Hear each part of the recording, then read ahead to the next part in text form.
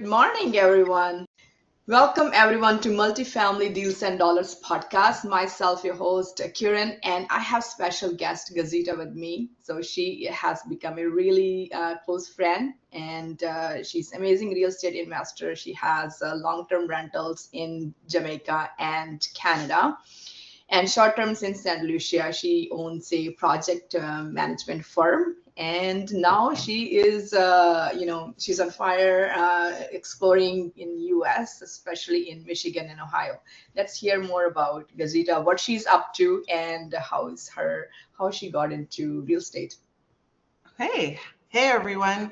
Yeah, so like Karen said, I have properties all over, well, in the Caribbean and in Canada, and I'm now branching out to the US because where I live, I'm so close to the border. I figured, might as well check it out and see if I could capture and branch my legs over there and see what I could accomplish on the US side of things.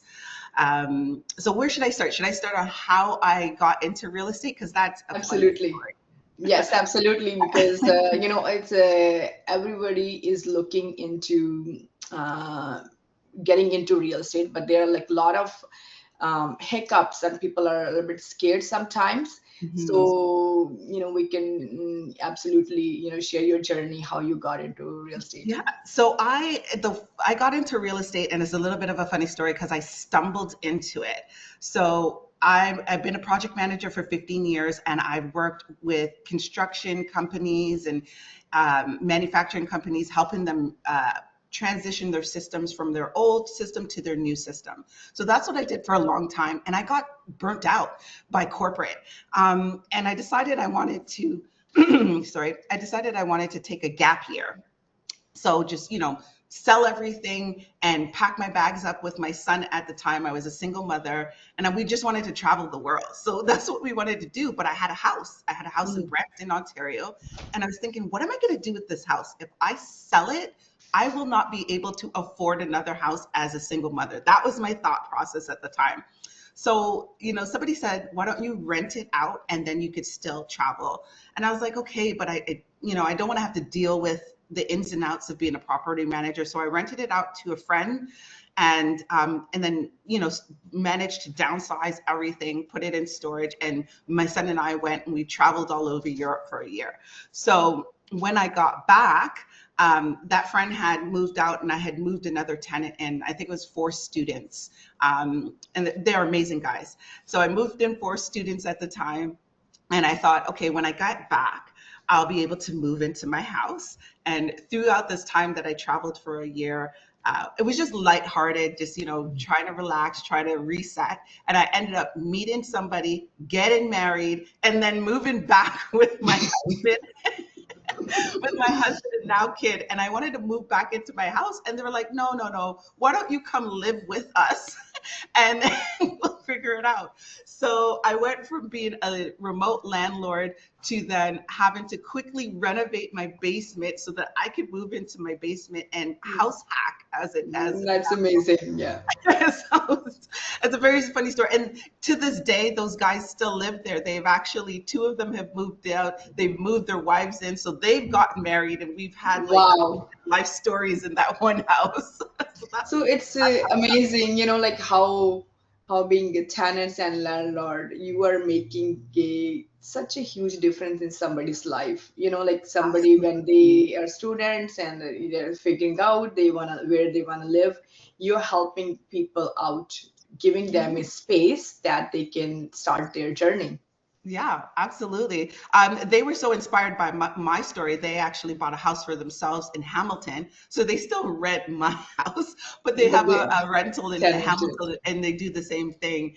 Nice. And sometimes they call me for advice too, like, how do I handle this? And I'm like, I give them advice. So it's really cool as landlords, how we ourselves we get into it, and then how we affect our tenants and what they choose to do later on in life. So that's my funny story of how I got into real estate.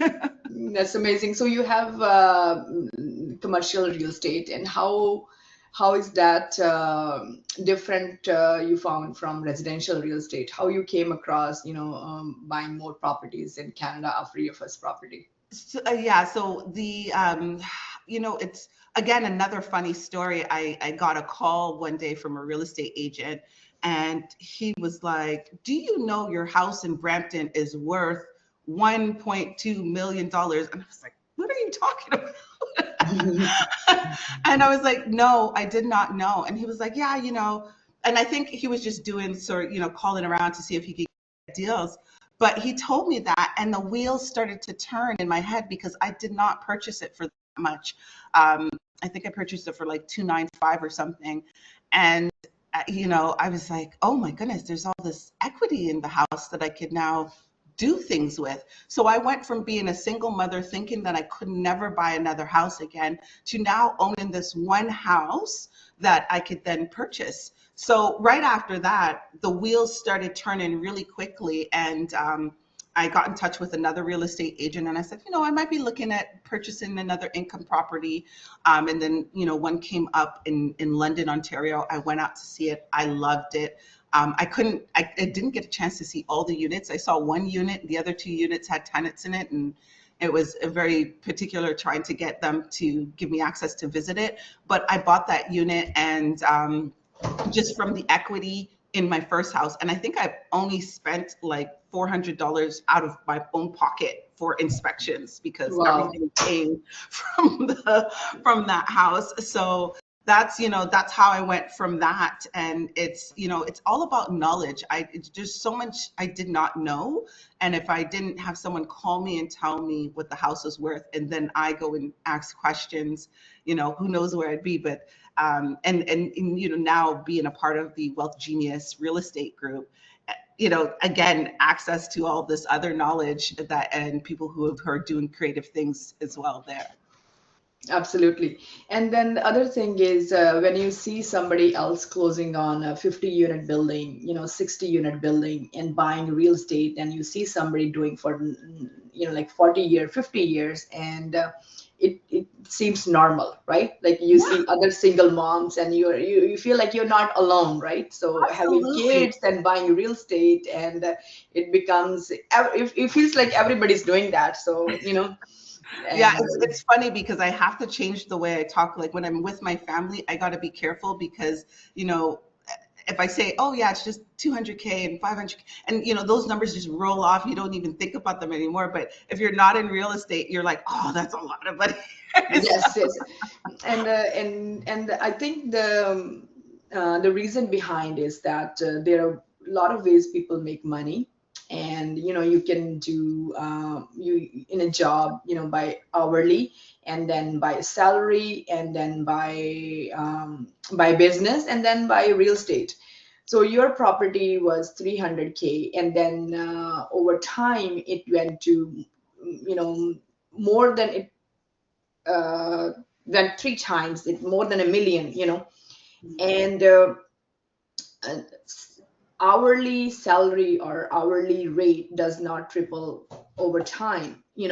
I No. feel that anybody can be working full time and can also have the side gig, or they can be side, buying real estate, one property or two property a year, good property that over time they can leverage, value goes up, and the cash flow helps you to pay down your expenses, and then over time you can refinance.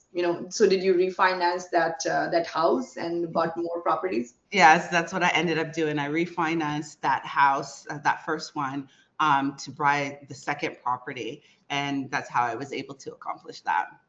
Nice, that's amazing. And so how did you look, what made you look outside Canada, that you're doing properties in Jamaica and St. Lucia? Well, Jamaica one, my background's Jamaican. And my grandparents, when they first came to Canada, they've always rented. It's really amazing. They've always rented. And finally, when they retired, they wanted to move back to Jamaica and have a home there. So they built a house from scratch in Jamaica. And from the moment they bought it, they're like, here, sign this document. And I was like, okay, I just signed it. But it turned out it was it was the title for the land and the house. And Nice. later on, they were like, oh, by the way, you also own this. And I'm like, okay. so Nice. so that's it's funny. So I own that, and unfortunately both of them have passed now. Mhm. So but my name's on that property, and I co-own it with my aunt. And so we have this property, and we really didn't have, because they didn't tell us what the intention of that property was. We both now co-own this property. It has like 5 bedrooms, and so we just rent out each bedroom. And I was like, maybe we could do a Airbnb, and build on it a little bit more. But that's how I own that one. So that's actually family property, and we rent that out, and it earns quite a good piece of income there. And again, that is truly passive because I really That's don't do amazing. anything. That's amazing. And then over time, like when you go there, you can visit. Like a lot of people go to, Jamaica for Mhm. vacation, and when you go out on vacation, you can see your property again and explore more. Yeah, Yes, that's yeah, amazing. yeah, yeah. So how far is Saint Lucia from Jamaica? So St. Lucia is still in the Caribbean. It is about, I've never flown from St. Lucia to Jamaica directly. I'm Mhm. usually back and forth between Canada, but St. Lucia is about 4 hours flight from Canada. I would say it's probably like an hour from Jamaica. It's one of Mhm. the smaller Eastern Caribbean islands. My husband, who I met when I was traveling around Europe, I ended up in the Caribbean for a short term working on a project, and I met him on a construction site. And he was also he was working on that site. We met in Dominica, which is another Eastern Caribbean island. I was working on the build of a hotel construction, 5-star construction. And I was like, just, because sometimes when you travel, you run out of money and you need a job. So Yes, I was like, yes. oh, let me take a quick project so that I could continue my travels. And so there I met him on site. And he's from St. Lucia. So St. Lucia is really close to Dominica. It's just a ferry ride away. And I love the island. It's really laid back. The people are so, so friendly. And just the island itself, I mean, it has a volcano on the island that you could drive into. It's just Nice. very, very beautiful. So I was like, you know what? It's actually, why don't we build our dream home here? But I'm always, now that I'm into real estate, I always want to have that real estate in mind. How can we also make money off of this? How can we leverage, How like can we leverage it? Absolutely. So a part of it, we have our unit, and because I'm going to be, still traveling and back and forth, I wanted to make sure that I had some separate short-term units onto it. So we got a construction loan. It's, currently in construction. We have a 2-bedroom apartment, and possibly we're going to do a 1-bedroom and then a separate unit later on. So that's how we decided to do that here. And I'm currently in St. Lucia just to oversee, because it is in the last phase of construction. So I just want to make sure that that goes through smoothly. But yeah, that's how I ended up here. So a lot of it is who you meet, I guess. Yes, that's great. Yeah, and then like partnerships, I think they compress time, and they take you to a place, or they introduce you to other people who are not in your circle yet, and Mm, then their circle become your circle. exactly. And talking to I was at an event, and I talked to somebody. I just shook hands, and I said, okay, this is what I do. I'm a nurse, and I do commercial real estate and care homes. And he said, oh, I have a property, and I am an architect. And that was amazing, because you don't know the other person until you meet somebody, and that person can become your partner. Yeah, absolutely. Yeah. And then your as long as your skills, your mission is same, your vision is same, and that your skills align and complement each other. And I think partnerships are amazing. Some people are very busy with their jobs, and with their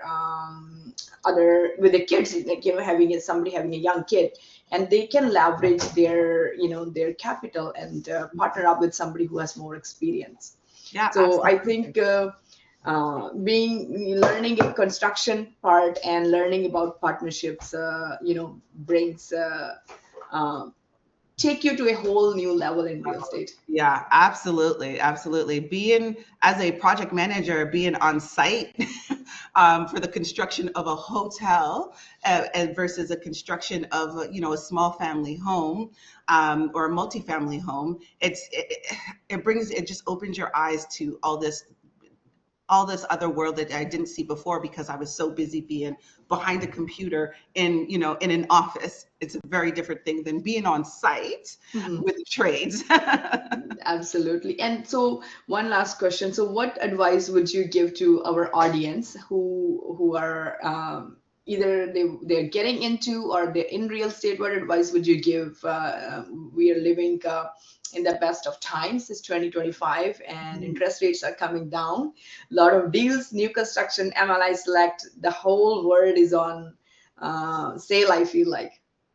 Yeah, so my advice would be to get out there and meet people. Like you said, you never know who will be your next partner in life or partner in a relationship, right? You never know, Yes, right? yes. So get out there. I love going to conferences. I mean, you and I were at the one in Edmonton, and that was really fun. Our boots were side by side, so Yes, that absolutely. Yes, so that that was, was yes, cool. And it's yes. a good opportunity because when I went to that one, I was I was trying to deal with a problem and I couldn't think of a solution until I turned around and spoke to you, and just like 2 seconds, you made my problem go away. I So think it's like intellectual. Once you have the intellectual currency, and like a lot of, I talked to you about projects like the construction and stuff, right? I think the intellectual currency we have when we exchange our that currency, the actual like the dollar bills feels like you can make more. You can like print more, right? Yeah. exactly, exactly. So my one advice is to get out there, get to conferences, get to any kind of meetups, anything like that. Just start introducing yourself, start meeting people, and as a result, your knowledge will expand. Your network then becomes their network, and it'll open your eyes to things that you did not think is possible. Like, who would have known a single mother would have been able to have all these properties and do all these things, and I see single mothers in our group still doing that, and I'm like quietly applauding. Actually, I don't quietly. I applaud them. Right? There's so much That's that we amazing. can do. It's hard, and raising kids and being like juggling every single thing, and then building, focusing on real estate and being a better version of yourself from yesterday. I think it's a gift. Yeah, it is. It truly is. So that gift Mm. is meant to be shared, and Mm. it should be just shared with everyone. So the way to do that is get out there. Yes, thank you so much. Thank you, Gazeta, for coming to the show and sharing with our audience, all the projects you have been working on, and the challenges you have come across, and in the end, it's all worth it, and it's all about it's all about what we are doing today, so that we can have better tomorrow. Thank Yes, you. absolutely. Thank you so much for having me. I appreciate an opportunity to share my crazy stories. I appreciate the platform. Thank you so much. Thank you so much. Thank you.